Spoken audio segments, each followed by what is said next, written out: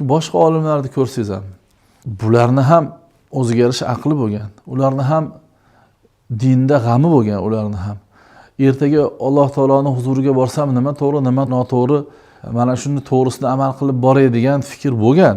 Holanki pokiza odamlar bo'lgan. Yoshligidan halol luqma bilan o'sib shu darajaga yetgan odamlar. Hamma olimlar, Suyuti, Ibn Hajar Asqaloniy, Badriddin Ayni, boshqa olimlar, masalan, Anvar Shoh Kashmiri yaqinda o'tgan odamlar misol uchunda Qur'on hadisni juda katta chuqur bilimdoni bo'lgan insonlar.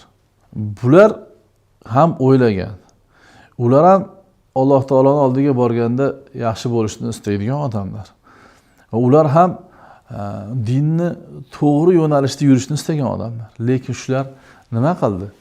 Shular ilmidan kelib chiqib, tarixiy jarayonlardan kelib chiqib, aql va mantiqdan kelib chiqib, shar'iy hukmlardan kelib chiqib bitta mazhabga ergashdi-da bular. Agar ular o'ylab topib turib, misol bu mazhabdan ko'ra bu sahobaga ergashish lozim deb bilgan odamlar, ana shu sahoba ikromning mazhabi boshdan oxirigacha ma'lum ekanligini biladigan ular mana shu ergashish kerak deb aytgan bo'lardilar. Yoki bo'lmasam, 4 ta mazhab imomlari bor ekan, men o'rganib chiqdim, Qur'onni o'rganib chiqdim, hadisni o'rganib chiqdim.